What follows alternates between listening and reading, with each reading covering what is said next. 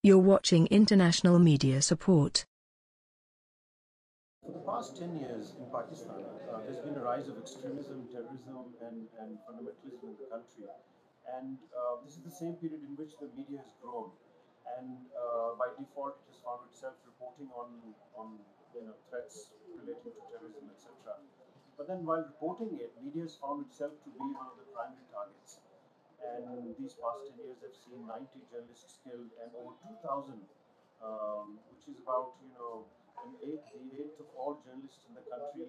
getting hurt in the process. Um, that's been a serious issue with the media here on how to report about terrorism without being a victim themselves. How the media has responded to these threats has been interesting. There are various organizations in the country that represent media owners and media practitioners, and they have their own history that's seen them clashing in the courts on issues such as working conditions, etc., which has prevented a practical mechanism on responding to these threats by way of coming up with consensus efforts in responding to specific threats. Intermedia has been working with these organizations in one creating alliances on coming up with specific steps to respond to these threats.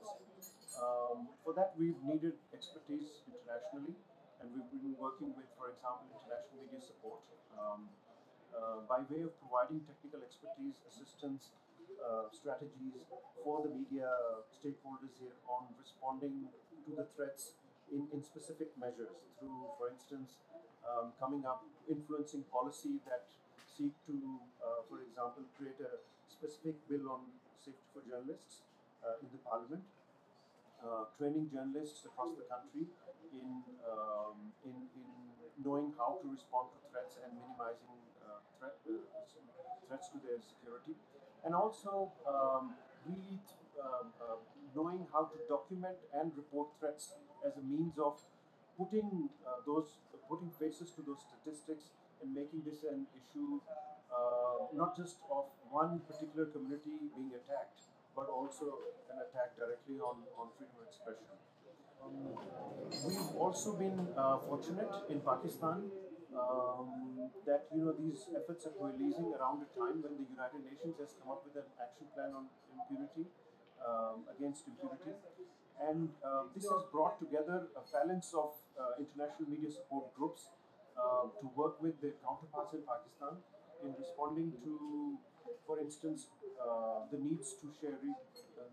resources, the need to share experiences, and the need to coordinate their efforts, of which there are several going on the ground here. And we've just come away from an international conference that has brought together all these actors in coming with the United Action Plan, which has resulted in two alliances: a national coalition on safety for the media, as well as an international Friends of Pakistan Media Alliance, both of which seek to coordinate their efforts in responding to the threats that exist, but in particular trying to scale back impunity, the level of which is huge because not many cases are being registered, and which is allowing for the impunity to continue. But we have an action plan now that finally seeks to scale back that impunity by coordinating efforts, resources, and ideas.